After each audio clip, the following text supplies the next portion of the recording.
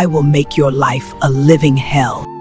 I will make your life a living hell until you leave my son alone." The words hung in the air like poison. Chiamaka stood frozen in the modern kitchen, her 6-month pregnant belly pressed against the marble counter, tears streaming down her face as her mother-in-law's eyes burned with hatred. "I never liked you," Chiamaka continued, her voice low and venomous. "I warned you before you trapped my son with this useless pregnancy, but you refused to listen. Now you'll suffer in my hands."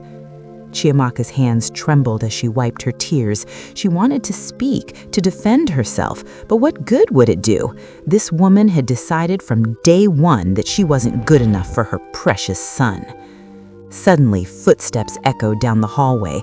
Both women's demeanor shifted instantly.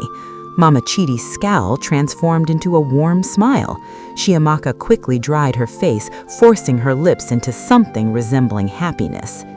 Chidi appeared in the doorway, adjusting his tie, briefcase in hand. His eyes swept the kitchen, landing on his wife's forced smile, then his mother's too bright expression. "Is everything okay?" he asked, sensing something off. "Yes, baby," Chiamaka said quickly, her voice barely steady. "Everything is fine." She couldn't tell him, wouldn't tell him. The bond between a mother and son was sacred, and she refused to be the woman who destroyed it. For the sake of peace, she would endure.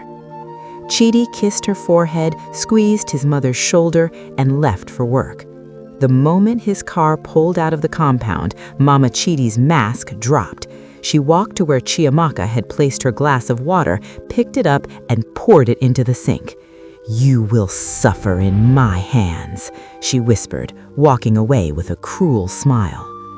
By afternoon, Chiamaka sat heavily in the living room, her swollen feet propped up, trying to find comfort in a romantic movie. Her back ached and the baby had been kicking all morning. Mama Chidi entered, grabbed the remote without a word, and changed the channel to a news station featuring a political debate, loud, aggressive, and exactly what Chiamaka didn't need. Chiamaka said nothing. She simply stood, slowly, painfully, to leave. "Where you think you're going?" Mama Chidi's voice was sharp. "You think you're too good to watch what I want to watch in my son's house? You, who came from nothing, who trapped him with pregnancy."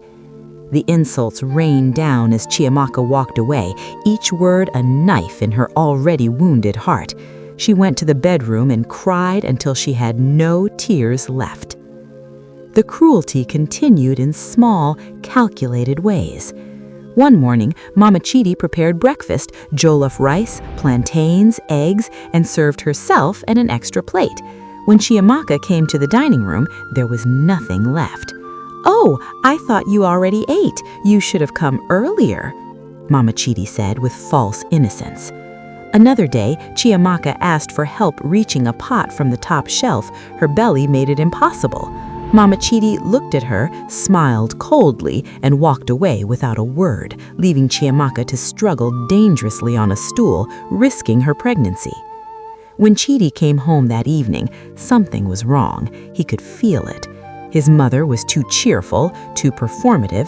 His wife's eyes were red-rimmed, her smile hollow. She moved through the house like a ghost.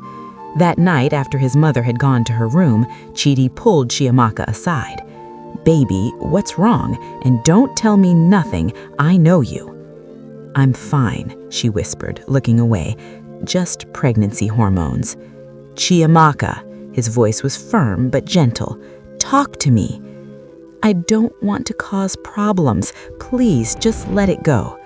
He wanted to push, but he saw the exhaustion in her eyes. He let it slide, but he didn't believe her. The next day at work, Chidi couldn't concentrate. His wife's sad eyes haunted him. Something was very wrong, and his mother's overly sweet behavior felt like a performance. When he came home that evening, Chiamaka was in the bedroom, her eyes puffy from crying again. His mother was humming in the kitchen, making his favorite soup. The contrast was too stark, too deliberate. The next morning, Chidi left for work as usual, but instead of driving to the office, he parked 2 streets away. He called the gateman. "Musa, open the gate for me, but don't announce me. Don't tell anyone." "Yes, sir."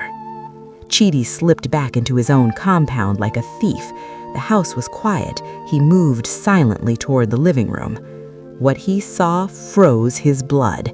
His pregnant wife was on her knees on the hard tile floor. His mother stood over her, gripping a wooden cane, her face twisted with rage. "You think you can take my son from me? You will kneel here until you learn respect." "Mama, please," Chiamaka begged, her voice breaking. "The baby, my knees." "What is going on here?" Chidi's voice boomed through the house like thunder. Mama Chidi spun around, the cane dropping from her hand. Her face shifted instantly, shock, then panic, then a desperate attempt at a smile. "Chidi, my son, I was just—" "Just what, Mama?" His voice shook with rage and heartbreak. "Just abusing my pregnant wife? Just making her kneel like a criminal in her own home?" He rushed to Chiamaka, lifting her gently. She collapsed against him, sobbing. "Chidi, she's been disrespectful." "Enough!" He had never raised his voice to his mother before. "I have watched you smile in my face while torturing my wife behind my back. I have seen her crying, seen her suffering, and like a fool, I believed your lies." Mama Chidi's face crumbled. "My son, I only wanted—" "Wanted what? To drive away the woman I love, the mother of my child?" His disappointment was crushing. "You raised me to be a man of honor, to protect my family, and this is how you treat my family?" "I thought she wasn't good enough." "Not good enough?" Chidi's voice broke. "She has endured your cruelty in silence to keep peace between us. She has suffered for months rather than come between a mother and son, and you call her not good enough?" Tears rolled down Mama Chidi's cheeks. The shame was overwhelming. Without another word, she turned and slid to her room. Chidi turned to Chiamaka, his anger shifting. "And you? Why didn't you tell me, even when I asked?" "I'm sorry," Chiamaka sobbed. "I didn't want to—" "You didn't want to what? Protect yourself? Protect our baby?" His voice softened as he saw her distress. He pulled her close. "I love you, baby. Your silence was noble, but it was also dangerous. Promise me, no more secrets." She nodded against his chest. That night, Mama Chidi knocked on their bedroom door. When they opened it, she stood there, tears streaming, her pride shattered. "My son, my daughter. I've been a wicked woman, a foolish woman. I let jealousy and fear blind me. Chiamaka, you are a good woman, better than I deserved. Please forgive me." Chiamaka, despite everything, reached out and took her hand. "Mama, I forgive you." The next morning, Chidi loaded Mama Chidi's bags into the car. "I'm taking you back to the village, Mama." "You're sending me away?" Fresh tears fell. "I'm choosing peace for my home," he said gently. "I love you, I forgive you, but my wife and child must come first. When you're ready to truly welcome her, you can visit, but not live here, not now." As they drove away, Chiamaka watched from the window, her hand on her belly. Sometimes love means setting boundaries. Sometimes peace requires distance. And sometimes the strongest thing a man can do is protect his wife, even from his own mother. Not all mother-in-law and daughter-in-law relationships are toxic, but when they are, a husband must distance his mother from his wife, not out of hatred for his mother, but out of love for his family.